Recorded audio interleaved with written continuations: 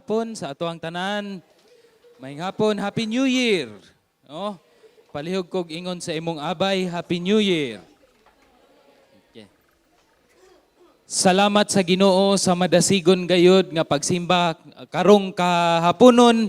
Nagapasalamat usab ako nga nakabalik nami gikan sa amuang gamay nga bakasyon og nahimo gayud nga mabungahon kini kay tungod nakapahulay no diha sa Ginoo.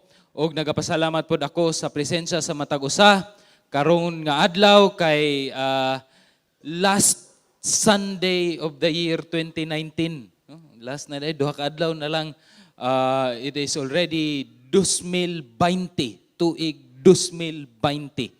Paspas kaayo ang panahon apan ang ato ang Dios nagapabilin nga maayo og nagapabilin gayud nga matinud-anon og matinumanon no sa matag usa kanato. Karong kahaponon magaistorya kita kabahin sa pulong sa Dios diha sa Pagbangutan kapitulo 3 19 hangtod 23. Ang title sa ato ang pagaistoryahan karon kay usa ka panlantaw sa bag-ong tuig. Kung nangita mo og asa ng pagbangutan sa Biblia is the Book of Lamentations, no? Dili na siya Proverbs. Panultihon ang Book of Proverbs. Ang Lamentation is the book of kini sa Binisaya Pagbangutan. Libro kana ni Jeremias ato ka ng istoryahan taod-taod. Apan sa ako ang pagpreparar niining ato ang mensahe karong kahaponon, milantaw ko sa ato ang tuig 2019 ug ako kining gipamalandungan ug unsa man kadtong nahitabo sa tuig 2019. Si Mrs. si Bonbon nagtan-aw siya sa iyang cellphone, nakakita siya og picture nga usa ka tuig na ang miagi, no? Murag anniversary na man na siya sa Facebook, no? Pagkita niya sa picture nga, uy, usa ka tuig na di ay ni nga miagi. Abi nako mura ra magkagahapon or miaging simana.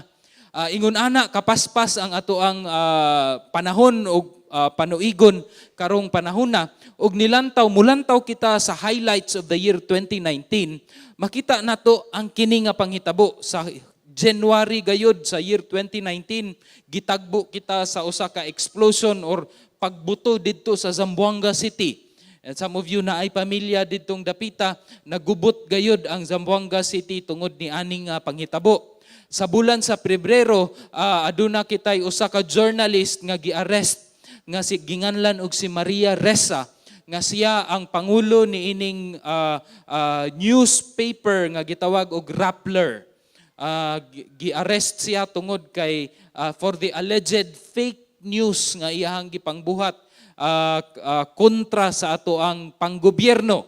Sa bulan sa Marso, ang ato ang panggobyerno usab ni withdraw gikan sa International Criminal Courts tungod sa klase-klase nga mga pasangil kabahin sa drug war ug sa extrajudicial killing nga niingon si Duterte nga dili na siya tinuod maunang nipalayo ang Pilipinas or ninghawa ang Pilipinas sa ICC. Sa bulan sa Abril na ay usa ka langob didto sa ka lugar gitawag siya Callao Cave nga nakakita ang mga scientist ug usa ka fossil sa usa ka tawo nga karaan na gayud kuno kaayo.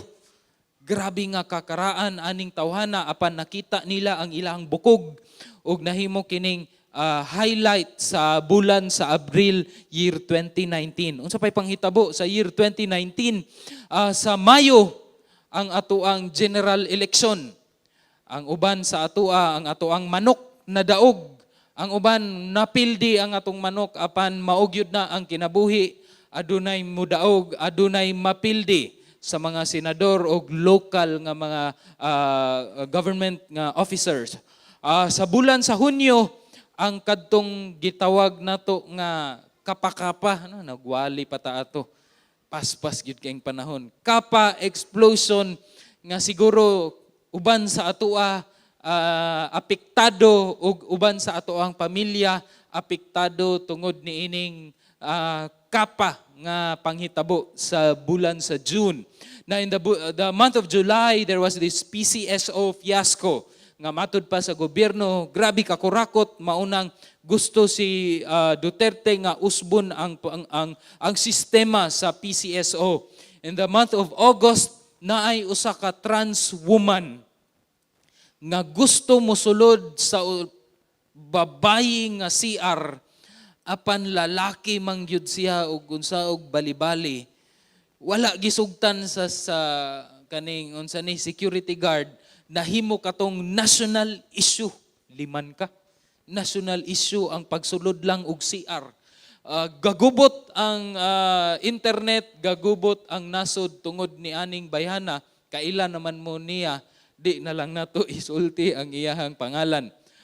Sa bulan sa Septembre, ang atoang hinigugma dinhi sa Cagayan de Oro nga si Darwin Dormitorio namatay tungod sa pag-adto niya didto sa hazing sa PMA. Nakabisita kita didto kauban sa memorial team, nakashare kita sa pulong sa Dios ug atoang nahimamat usab ang iyahang mama. During that time hilabihan gayud ang paghilak tungod kay namatay ang iyahang anak. Og salamat sa Ginoo kay gigamit usab ang memorial team kining panahona. Sa bulan sa Oktubre nahitabo ang unang nga earthquake didto sa Cotabato area, nga kusog gayud nga earthquake niining panahona. Unya sa bulan sa Nobyembre, ang atoang Vice President nga si Robredo na-hire para sa drug war campaign ni Duterte. Unya pila ka adlaw ang milabay, gi-fire usab gikan sa drug war campaign na unsa namang gyud ni unya karong bulana hilab grabe gayud ang atong mga kaigsuonan sa Davao area, kusog kaayo nga linog ug ambot, siguro daghan pa kanila nga hantud karon naagyapon didto sa gawas nagtent ug didto natulog or matulog karong panahona. And in fact, many of our churches karong panahona nagsimba wala sa sulod sa ilahang building kundi sa gawas, ug maminaw ug mulantaw ka kanila, mapanalanginan gayud ikaw kay bisan unsa sa mga katalagman dili mauyog ang pagsalig sa atong mga kaigsuonan didtong dapita. So it has been a roller coaster year for our nation. Dili lang sa atoang nation kundi bisan pa sa atoang simbahan. Daghag mga panahon nga aduna kitay didto sa taas, naapoy panahon nga naa kita didto sa silong nga daghan tag pangutana nga dili pagyud matubag.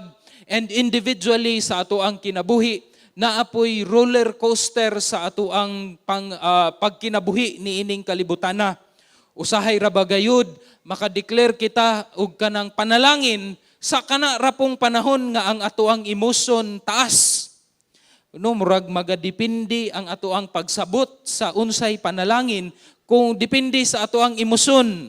Sa panahon nga lipay kaayo, daghan og mga salapi og daghag uban pa, moingon tag grabe ang panalangin sa Dios karong panahona. Unya sa panahon nga murag guol, unya daghag pagsulay sa kinabuhi, musulti pud ta nga murag layo man ang Dios. Apan dili biya na tinuod igsuon. Kay matud pa sa libro ni James nga sa panahon nga sulayan ikaw sa kinabuhi, naa ang Dios nagbaid kanimo aron ang imuhang pagsalig kang Ginoong Hesus mas muhugot pagayod. Dili ka na tinuod nga kung sulayan ikaw sa Dios, wala ang Dios, naa ang Dios kanunay, og atoa lang ng emosyon maoy nangilad or mangilad kanato sa matag karon ug unya. Mao kini ang ato ang istoryahan karong kahaponon, kabahin sa kining pagbalanse nato sa kinabuhi nga puno sa pagsulay ug unsa man pud ang kinabuhi nga puno gayud sa mga panalangin nga diin ikaw makasulti nga sa tuig 2020 magapadayon gayud ako og kinabuhi nga madaogon ug dili mapildihon. Kay niingon ra ba gayud si Jesus sa Juan Kapitulo 16 nga ang kinabuhi puno sa tribulation or sa NIV trouble. dili ng trouble nga og mo drive ka tunga-tunga sa gabi sa imong motor, na flatan ka, moingon kag na trouble ko. Dili ingon ana lang klase nga trouble, kundili usa ka klase nga trouble nga muuyog gayud sa imuhang kinabuhi, nga makapangutana gayud ka nga unsa naman ni Lord.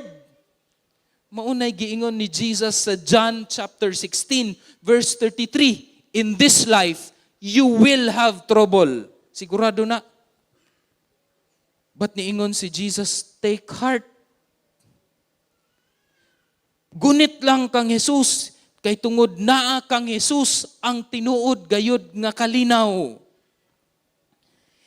In me, you will have peace, niingon si Christ. You take heart because si Christ na-overcome na niya ang kining kalibutan na. Sulantawon tana ug unsa man kana nga klase sa kinabuhi. Luyo sa klase-klase nga pagsulay nga mas daghan pang panahon nga naa kita sa ilalom sa kinabuhi, wala didto sa taas.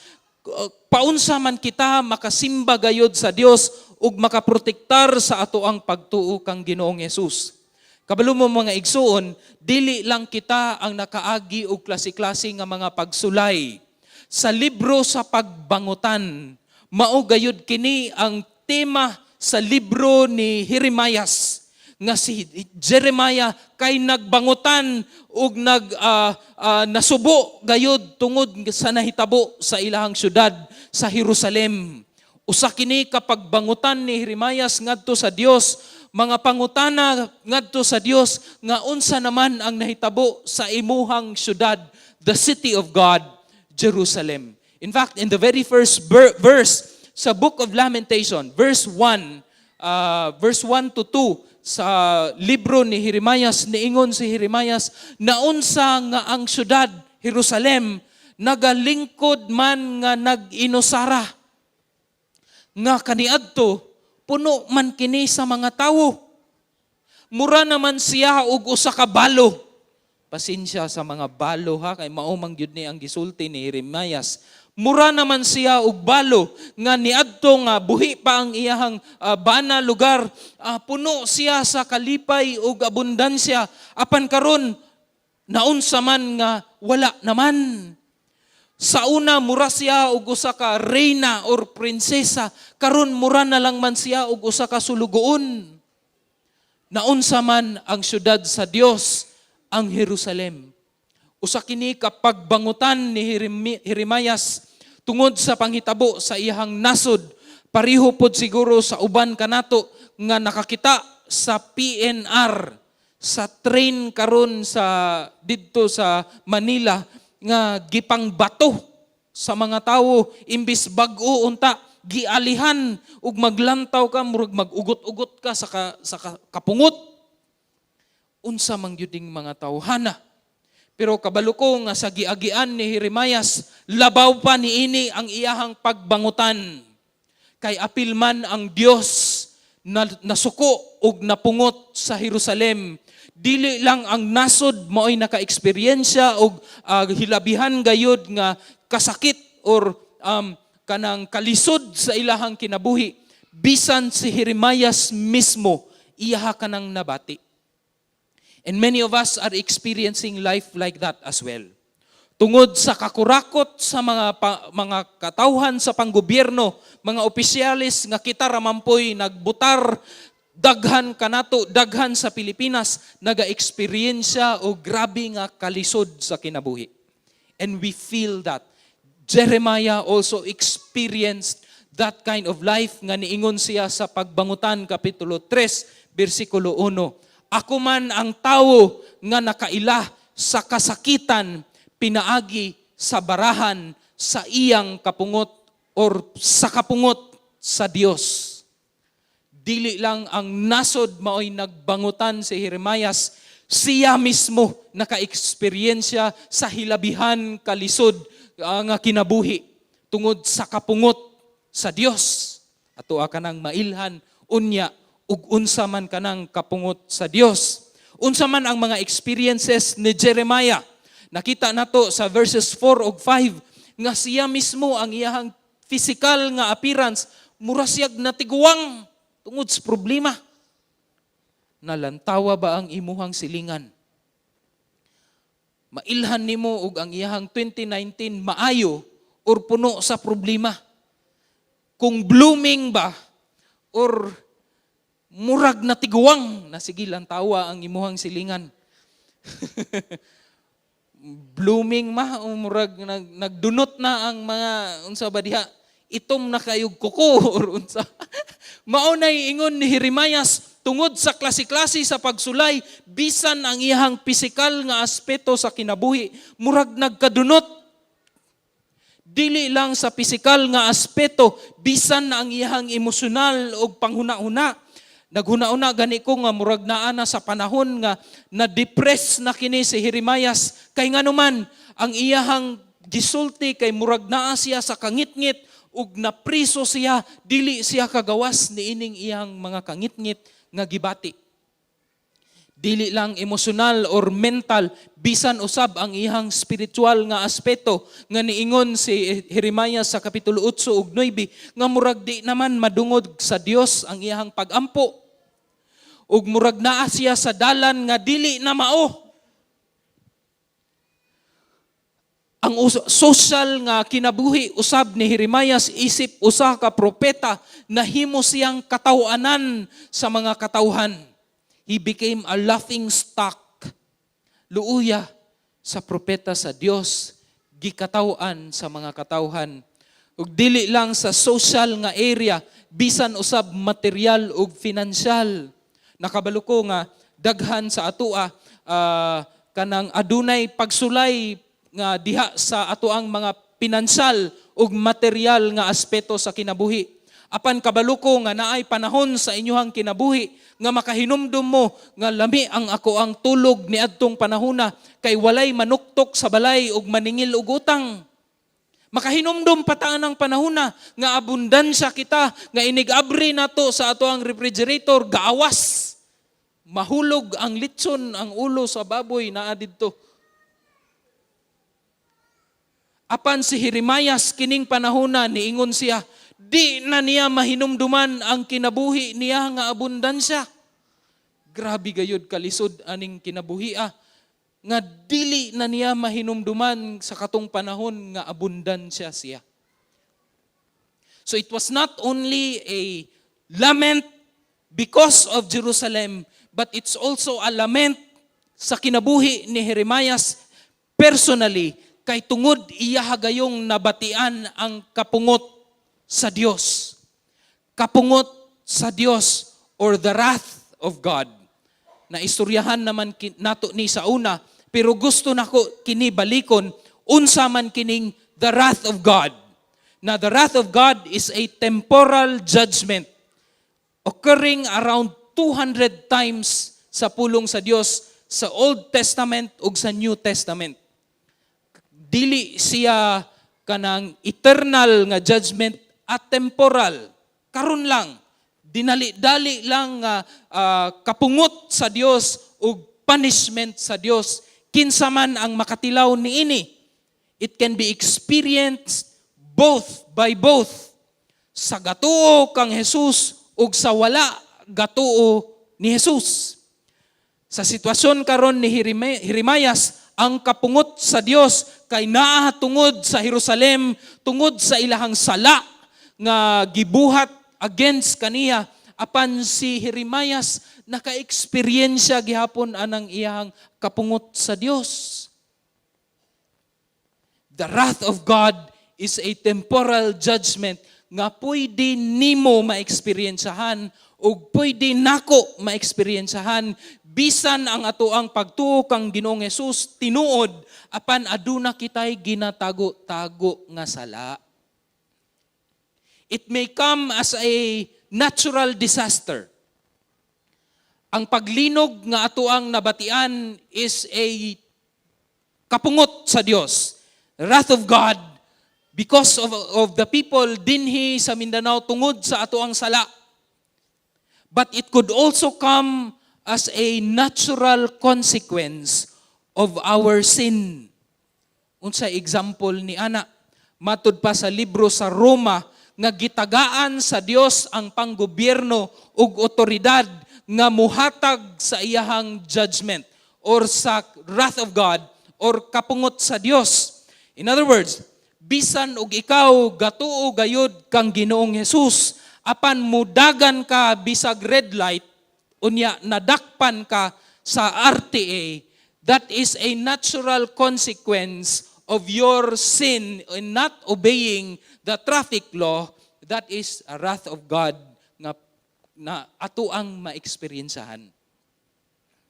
Kung naa kay krimen nga gibuhat, the natural consequence is mapriso gyud ka. The wrath of God. Kung naa kay ikaduha, unya masakpan ka, ang natural consequence, biyaan gyud kas imuhang number 1 ug ang imuhang mga anak dili nakarespetuhon. The wrath of God. It can be experienced by both believers and non-believers of the Lord Jesus Christ. Ang katong dili gayud motuo kang Ginoong Hesus, matud pa sa Roma Kapitulo 1:18, naa na to sila daan sa kapungot sa Dios nga temporal ug kapungot sa Dios eternal nga naa na didto sa gakalayo nga impyerno. But how do we look at all of this? Kay tungod ang kinabuhi na may daghang mga pagsulay o kita mismo naka-eksperyensya, nakabati na sa kapungot sa Dios as a nation, bisan as a church, atua kining nabatian na sa daghan na nga mga panahon nga diin dili kita musalig sa Dios, misalig kita sa atoang kaugalingon nga mga kusog ug abilidad. Bisan ato ang tagsa-tagsa ka kinabuhi, naka-eksperyensya na kita sa kapungot sa Dios, and we experience this life nga puno gayud sa problema. But how do we see all of this in light of God's grace? Si Jeremias, mga igsuon, kung ikaw moingon ka nga hilabihan gayud kapait sa akong kinabuhi, layo ra na sa kapait nga gi-eksperyensya ni Jeremias. Apan adunay duha ka panlantaw si Jeremias niining panahona. And I believe this is what God wants us to understand as well. Luyo sa tribulasyon sa kinabuhi, naay giwali si Jeremias nga dapat nato makatunan. Before ta moadto didto, usa ka example sa kapungot sa Dios was in Herod's temple in AD 70. Dili lang di ay kini pirmiro naka-eksperyensya ang Jerusalem sa kapungot sa Dios, bisan pa sa AD 70. 70 ka tuig siguro gikan nga natawo si Jesus, ang kapungot sa Dios nabatian usab sa tibuok Jerusalem. Na gitawag ni siya og Herod's temple because during the time ni Solomon, si Solomon nagbuhat og patsada gayud nga templo sa Dios. Apan sa panahon sa Assyria ug panahon sa Babylon, giguba kadto nga patsada kaayo nga templo, gikuha ang mga gold ug mga silver, guba. Apan sa panahon ni Herod the Great, who was a master builder, gibuhat niya balik ang templo ug gitawag kato og Herod's temple, ug naa diadto ang garbo sa mga Hudiyo. Garbo sa mga Hudiyo kay naa kuno ang presensya sa Dios didto sa templo. Apan sa panahon sa AD 70, giguba kini. Hurot gayud ang nahibilin karon, kadto na lang Wailing Wall. Nga didto sila magtapok ang mga Hudiyo, gasigi og swagit nga kanus man nimo Lord, tukuron balik ang templo. Kay nganuman ang gitukod man didto dili naman templo kundi mosque. The Golden Dome, the Dome of Rock, ikatulong nga pinakabalaan nga lugar sa Muslim or sa Islam nga relihiyon. Maunang sigig pagbangutan bisan hantod karon ang mga Hudiyo ug mga nasakop sa Judaism nga relihiyon. Apan niadtong panahona minilyon, I believe more or less 1 million people ang namatay sa pag-atake sa taga-Roma sa Jerusalem. Giguba ang templo, apil ni adto, way pili, mutuo kang Ginoong Hesus or gatuo man sa Judaism nga relihiyon namatay, the wrath of God fell upon Jerusalem. And we have experienced that during this time. And Jeremiah has experienced the worst of that. Apan adunay duha ka panlantaw si Jeremiah sa panahon nga mahinumduman or naga-experience kita og hilabihan gayud nga masubo nga kinabuhi. Una, niingon si Jeremiah nga dapat naa kitay paglantaw sa kaniadto or sa kagahapon nga adunay tiniruod nga paghinulsol. Sa bersikulo 19, niingon si Jeremiah nga, ako ang nahinumduman kining tanan o Dios. Ug sa ako ang paghinumdum, napuno ako sa kapait. Ako ang mabatian ang kapait sa kinabuhi, the bitterness and the gall. Niingon si Jeremiah, sa ako ang paghinumdum, nasubo gayod ang ako ang kasing-kasing. I felt the pain. Apan kini ang paghinulsol o paghinumdum, dili lang kini taman nga gihinumduman nimo, apan padulong kini sa kinabuhi gayod nga adunay tinuuray nga paghinulsol. We learn from the past. We do not only learn from the past, we repent from the sins of the past. Paunsa man nimo nahibaluan nga kompleto na gayod ang imuhang paghinulsol. Na ato amang naistoryahan sa una nga ang paghinulsol kay ingon ani ang hulagway na akay paborito nga sala. Sa una, apan sa pag-convict sa balang spirito tungod sa iyang grasya, imuhang gitalikdan kining imuhang paborito nga sala. Ug niatubang nakaron ikaw padulong na kang Ginoong Hesus tungod sa imuhang gugma, tungod sa iyang grasya kanimo.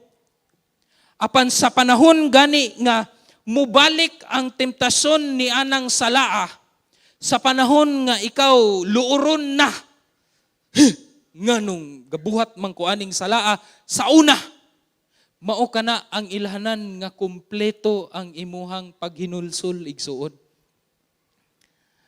Nga kanang murag kasukahon bitaw ka, nga maghinumdum ka, nga nganong gibuhat man gyud nako. Jeremiah says, you remember. Hinumdumi ang kaniadto. Ang purpose ni anang imuhang paghinumdum aron ikaw gayod makahinulsol. Magbangutan ta sa ato ang sala. Isip usa ka simbahan ug isip individual. Aron kita luuron na inig mubalik ka ng salaa nga magsigig panguhit sa ato ang kinabuhi. Unsa man kana nga mga sala, niingon si Pablo sa Colosas 3:5 hangtod sa 6, busa, patya ang mga yutanong butang diha sa sulod ninyo. Unsa man kanang mga yutanong mga butang, una, pakighilawas, ikaduha, kahugaw, pangibog nga unodnon, dautang tinguha ug mga kadalo nga maoy pagsimba og Dios. Kana diayng dalo no kay pariho ra diay na sa idolatry. Gasimba kag Dios matud pa ni Pablo. Nganong patyon man kini nato sa atong kinabuhi tungod niining mga butanga ang kapungot sa Dios na there it is again. Ang kapungot sa Dios, the wrath of God, magaabot gyud diha, magaabot diha sa mga tawong masupilon. Jeremiah said, sa panahon nga daghag tribulasyon, sa una bisan hantod karon, atua ka ng hinumduman. We do not only learn from it, we repent from it. Dili na gyud Lord, dili na gyud maghinulsol gayud kita, isip isa ka simbahan ug isip mga individual. Ikaduha nga giingon ni Jeremiah, ikaduha nga panlantaw sa atuang sitwasyon karong panahona, sa atuang pagbangutan, hinumduman usab nato nga ang panlantaw nga sa ugma adunay masimbahong paglaom. Unsa man kining masimbahong paglaom? Ingon si Jeremias, dili lang ta nga adunay panlantaw kabahin sa atoang kagahapon nga adunay paghinulsol na usab kitay panlantaw sa kaugmaon nga adunay masimbahong paglaom. Gusto ko nga atuag yung lantawon kining bersikulo sa 21 hantod sa 23. Niingon si Jeremias, nahinumdum ako niini sa ako ang paghinumdum,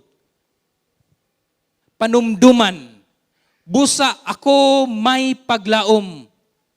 Nakahinumdum ko sa tanang mga dautan, apan niresulta kini og paglaom. Nganuman, tungod sa mahigugmaong kalulot ni Jesus.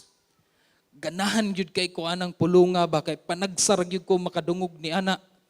Ni adto mi San Pablo katong niaging Domingo kay nakawali ta didto kauban sa atong mga igsuon sa San Pablo dapit sa Pagadian, maugyud kini ang gisulti sa elder samtang siya gaampo. Salamat o Dios sa imong mahigugmaong kalulot, nibuka akong mata. Tungod kay ganahan kay ko sa pulong mahigugmaong kalulot. That is the faithful love of God, the covenantal love of God, the pursuing love of God. The word there in Hebrew is chesed.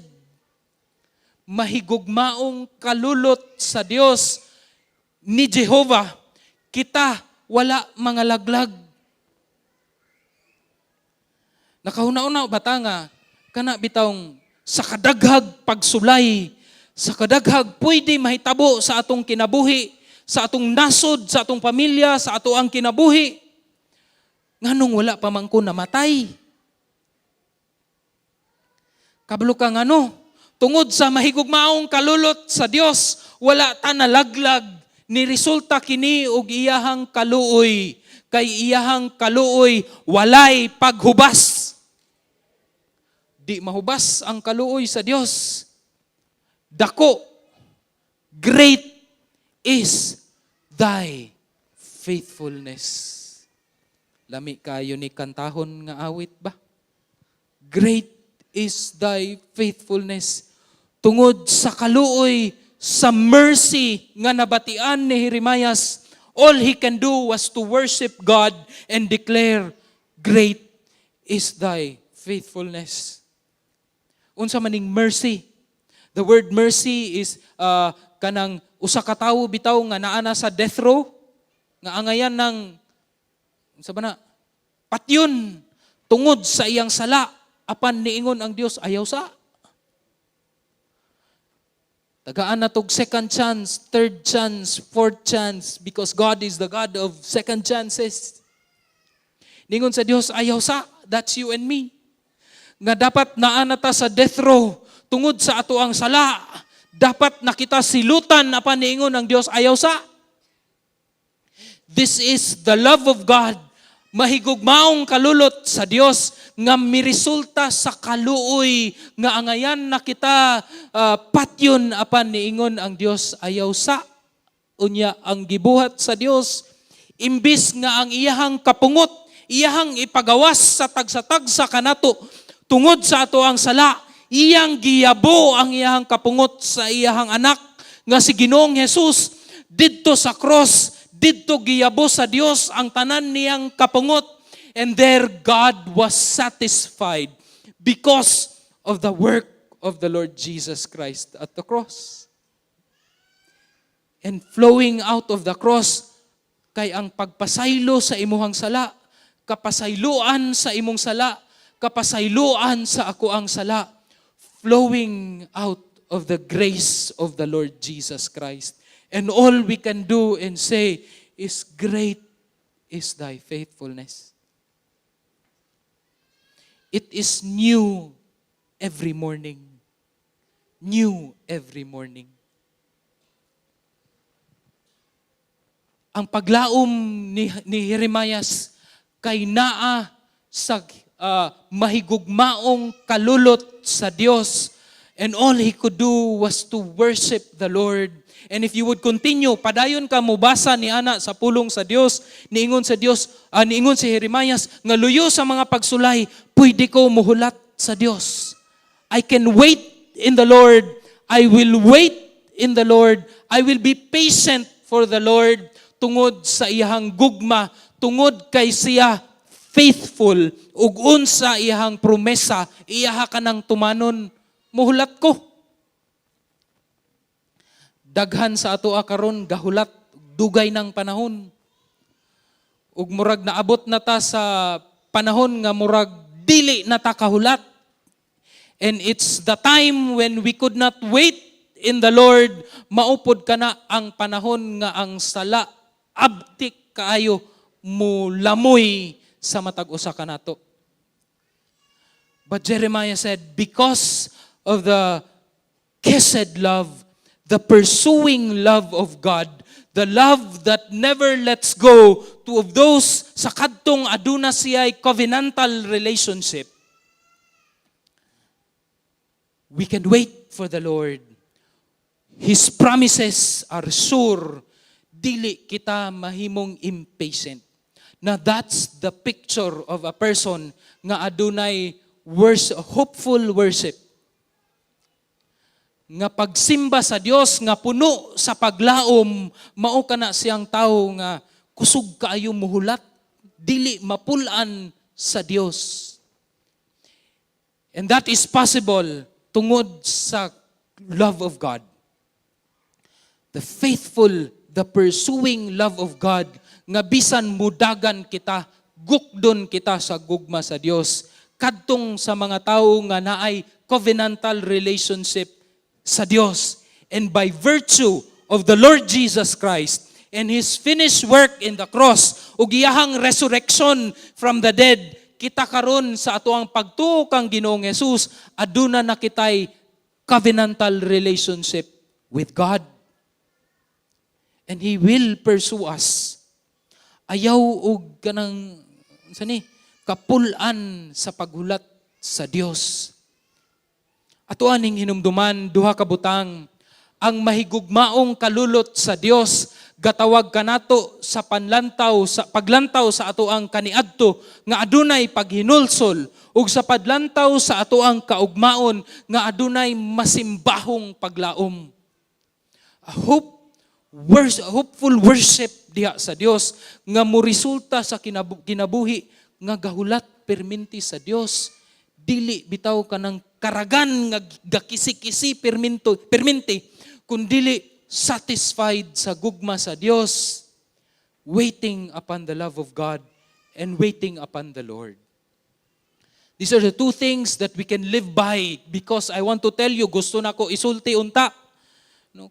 Kung pwede lang, ako among ingnon nga, ang tuig 2020, usa ka na, katuig nga abundansya kitang tanan, apan dili man kana ang gisulti sa Dios. Bisan mo imin pataog kadaghan, maayo, dili man kana ang gisulti sa Dios. Ningon man nga si Jesus, nga niining kinabuhi, daghag pagsulay ug tribulasyon.